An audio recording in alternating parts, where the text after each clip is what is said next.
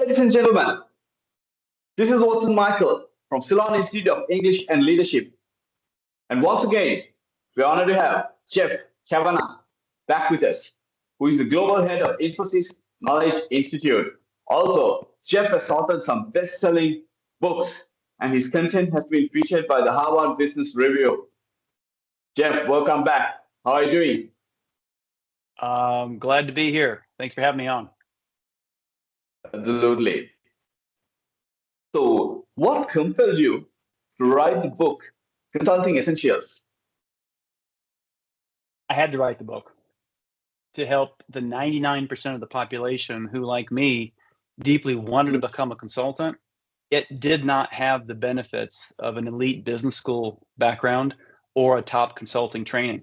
I grew up on a fifth-generation farm in the rolling hills of scenic southern Indiana, and then went to engineering school, and then manufacturing, a far cry from consulting. And when I found out about what consulting was, and this notion of solving problems and working with clients, and making a good living in the process, it was exciting, but also a little frustrating because I didn't have those skills, and so was able to get a position and just bit by bit try things out, learn. And when you're in the presence of somebody who's really good, and every once in a while you're in the presence of a master, you learn from them. And you just, again, over the years, just built the toolbox through a lot of trial and error, a lot of, I guess, sheer force of will sometimes, because if there's not a guide, you have to kind of work your way through it. And I think that deep-seated desire for it, as well as just this idea of learning and not always taking things personally, if they don't go well, just continue to learn and build. And when I got to a certain point, I was a partner of Infosys Consulting, thought, let's share that. Share it with our staff, share it with other employees, and then how to increase the impact. Well, start going to colleges and gradually wrote the book. And I'm happy to say that somewhere in the world it still sells every day after 7 years. And just it's neat to see the stories from people who didn't have a consulting background or who had one but were missing some things, missing some elements, and it's helped them. In fact, there are some firms, including in Singapore and some other parts of the world, that actually use it as a training manual or kind of their own onboarding. So I just felt like I had to write it, and anything monetary aside, the ability to share something that's important with the world and get at least a little bit of feedback that it's made a difference, that's been the best reward of all. Yeah, so I actually saw some good reviews about the book, right, on Amazon. Great. So now, since late, consultancy has been growing in a rapid way, okay, especially after the pandemic. What are your views on that? Well, I agree with you with a slight asterisk. It was after the pandemic. There was a real resurgence, and also with AI initially, and the digital transformation and all the foundational technologies that are needed to you can say transform or at least change a business. There was a big spike in consulting. However, now that AI is becoming industrialized, the use cases are emerging where it is adding value. It is replacing a lot of lower level work. And even in consulting, it's just like legal and accounting, it's starting to replace a lot of the very junior tasks, which is bad for two reasons. One, those were the areas where people could get experience and work their way up. And some of those were going to go away. The other reason it's not good is because the ability to have a consulting pyramid, small number of partners, and then gradually more and more of the junior staff, meant it was more economical. They could invest in the people. And when you take that pyramid away, all of a sudden you don't have the mentors, and you are on the front lines sooner. Doesn't mean there's not a good opportunity, especially certain aspects of environmental consulting, certain aspects of artificial intelligence, integration, digital. There are areas in marketing. There are good pockets, but I think the rising tide that we saw post-pandemic, it's actually gone out somewhat. Yeah, very true and pretty insightful. Now, what are your views on older people joining consultancy? You mean people who have more life experiences? Don't call them old. I'm Yeah, kidding. Uh, it's an interesting question, because before you answer that question, you have to take a hard look at yourself and also identify the different types of consulting, because consulting isn't just an elite firm where you're traveling a road warrior and you're meeting with senior executives and you're burning the midnight oil. That certainly is one. You can be inside of a company and do internal consulting. You could be a consultant that never gets on a plane. It's only local. You could be a consultant that only works in technology. So you're in some respects like a plumber, but a really good plumber. And you can make a big impact, because let's face it, if you understand technology really well, it's very valuable. There are people in SAP, for example, that just knowing that technology, that software ecosystem, they've made a living for 30 years. And then, of course, there is consulting that's very data specific or very scientific. And then you have versus more the people, change management, communications. And so I think it's important to know yourself and your skills. It could be as simple as, at a certain point in your life, maybe you don't want to travel so much. And that's one of the reasons why the road warrior jobs are typically better for people before they start their families. Not always the case, because some people really like that, and they can make it work. So understand your situation and what you really want, and then seek to find the right kind of firm and the right kind of consulting that fits you. The answer is yes. I think people with more experience make fantastic consultants. In fact, there is a whole approach or model for someone who's been working in industry. They developed a skill. Maybe they're good at procurement. Maybe it's marketing. Maybe it's some other function. And by adding some consultative skills to their experience, they become more valuable than someone straight from school. So to be a bit more experienced or older can actually be an advantage, but it's not simply sharing expertise. There are specific skills that are needed to be a good consultant, like developing insights, learning rapidly, and being able to work at a very high quality under pressure. So yeah, it does make sense for older folks or for people more experienced. But again, you must know yourself. yeah, very true. Okay. So, can you elaborate on a favorite chapter of yours in the book? I'm going to fudge a little bit and say two chapters. The first All one, right. learnability, it's the foundation of everything. Most people will nod their head and give lip service to the importance of learning and lifelong learning. It needs to be in your in the marrow, just deep within you, that you have this intellectual curiosity, and to learn and then apply, learn and apply. And the faster that, true learning is adapting your behavior, either reinforcing the good of what you did, or uh, changing your ways if something didn't go well. In fact, maybe, or one good example is people tend to think deductively. They solve a problem deductively and then try to communicate it deductively. That's the classic engineer in all of us, and I was that certainly earlier in my career. To communicate, you have to flip it though, because you don't need to drag everyone through all of your logic. You do it inductively. You lead with the answer. You support it. Classic pyramid principle, and that is a big challenge. People, uh, stumble with going from engineering, let's say, or some of these other disciplines. Uh, the other chapter is frameworks and estimation, because frameworks are a simplified model, or conceptual model of the complex world, some abstract concept. And you simplify it enough that you can figure it out. It's like Porter's five forces in the old days, or Stephen Covey's important versus urgent. It's a way of taking this complex thing and simplifying it, but not losing its essential elements. And so that to me is a favorite, because that is one of the areas that strategic consulting firms teach their new hires that many firms don't. And I believe by having that chapter and applying that limited number of frameworks, it could be addressing 80% of what a young, new consultant might face. Absolutely. So, what are the bottlenecks and the challenges you see in consulting? First, to reinforce the previous point, rate of learning. Learn quickly, apply, and change. It becomes a cycle. And that's why agile programming and agile principles and practices have taken root.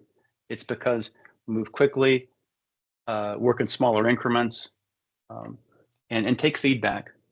Be able to give direct feedback and take it. In fact, when we interview people at the Knowledge Institute, even if they're ready for us, even if they're otherwise appear to be ready to hire, they're very qualified.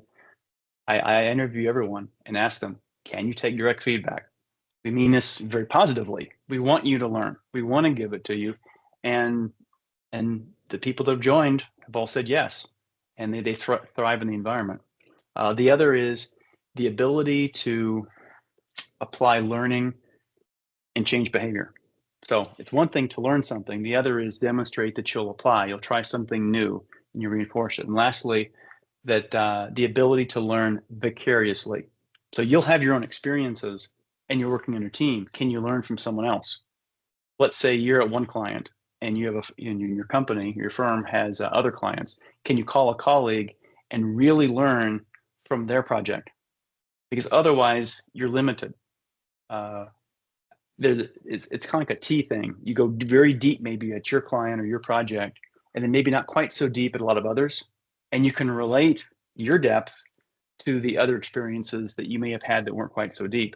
That combination of learning vicariously and applying is a powerful way to become not just competent, but more of an expert, because there simply isn't enough time. Time is the biggest constraint for all of this. Yes, so I agree with you. Right now, what was one of the most challenging things that you ever faced, and like, how did you overcome it? Early projects, especially assessments, these short, high-paced ones, you have 4 or 5, maybe 6 weeks, but usually about 4 weeks to do an evaluation, to do an assessment, and to come up with a roadmap and recommendations. And no matter how hard you worked, you could never get it all done. And after a couple of these, took a hard look and said, I just thought out loud and said, I almost have to have the project done before I get there. And then I thought, let's try that. So once you do it a couple of times, you've got a template. You know certain things are going to happen. You'll interview people. You should know, if you've sold a piece of consulting work, what the project is. And you should do everything you possibly can to get as much of it as you possibly can done, so that those 4 weeks, you can really go deep. You can pull things forward. You can analyze more. I think that is a big learning. I call pulling the pain forward, but pulling the project forward, doing everything you possibly know, because then you can build on that.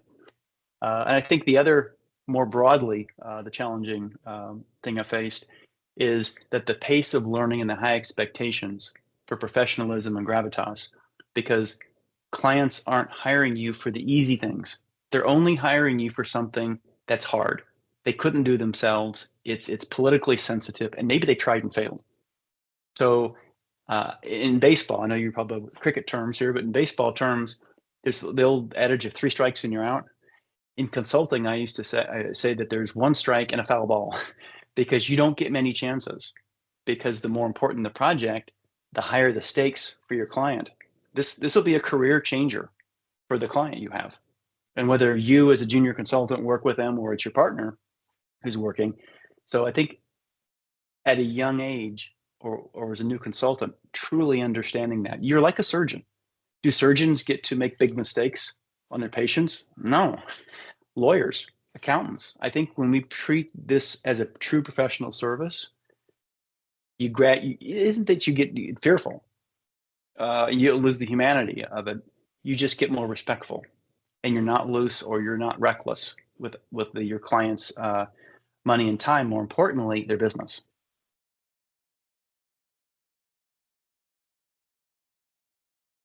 Yeah, very true. Right. So we all make mistakes, but we're still learning from it. Great. Right. Yeah. So Jeff, right, we did a small masterclass. Okay, right. Any final message for all those who seek motivation? First of all, thought leadership is essential to sustaining a consulting career. No matter how hard you work, you've got to do something distinctive, have something to say. And it takes time because, by definition, leadership in any way is not easy. At the Knowledge Institute, that is one of the aspects. Quick shout out to the Infosys Knowledge Institute. We are the thought leadership arm of Infosys, and we've got 1 million people a month hitting our site and information, research reports. We're very happy to help the thought leaders at Infosys do more, and also some others, clients. Through my own work, as well as the work at the Knowledge Institute, I think we've come up with a virtuous cycle for consulting. So, virtuous cycle is something that the more you do, it's like a flywheel. It just keeps getting better and better and growing. So imagine this: you start with, you have an opportunity of some kind, even if it's not the best opportunity. You have an opportunity, and you learn a new skill. Okay, you then experiment and you hone that skill at the current client or the current project where you're working right away. Then you achieve mastery because you practice that, and then you share that. You develop the insights. You achieve the mastery, and then you develop an insight, something very interesting about that. Maybe it's bold, non-obvious, or possibly counterintuitive. Everyone thinks that the UI, user interface is the most important thing, but really it's the integration, because if you don't get that right, everything's wrong. It's not something you might not be thinking about. Well, once you get the insight, you then share it with colleagues, and you get eminence. You develop this reputation. And when you develop that reputation, what's that do? It gets you more opportunities, which helps you learn more. And if you do this in a way that one action leads to the other in a consulting environment, it's a guarantee for success. It's a guarantee. It might not happen quickly at first. Most improvement, it starts very incrementally, but then it gets exponential because your impact grows.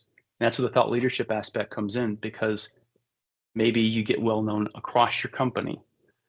You get a presence on LinkedIn. You have a client, it doesn't take many, that speaks on your behalf. Maybe you get to speak in a forum.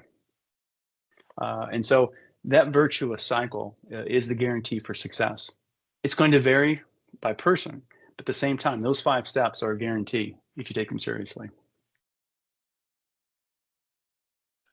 True. I mean, valid points, Jeff, from your experience, from the things which you have achieved, you have articulated it very well. So for all those who want to get your copy of the Consulting Essentials, it's available on Amazon or an Amazon Kindle, right? So the link will be mentioned on our YouTube channel as well as the Spotify channel, right? So thank you, Jeff. The other Thank thing, you very much. before you go, though, also go to the Knowledge Institute, infosys.com/IKI, because we have thousands of articles, reports, graphics, videos, and anyone who has an interest in any aspect of AI, certain aspects of ESG, of marketing, of procurement, of data, of cloud, or at certain industries. It's there. We have market outlooks. What's going on in semiconductor? What's going on in mining or agriculture?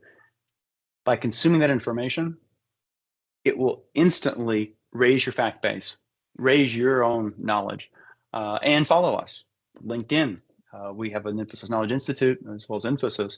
And then you can also go to jeffkavanaugh.net. I'm going to be restarting, putting more content out there, excerpts from the book. So even if you don't buy the book, there will be content out there, because this is too important. A world that thinks more clearly and is intellectually curious, not only will the individuals have better jobs and careers and be more fulfilled, they'll tend to elect better leaders. They'll tend to interact with society in a better way. And if you can raise the intellectual water level a few inches globally, think about what that would mean.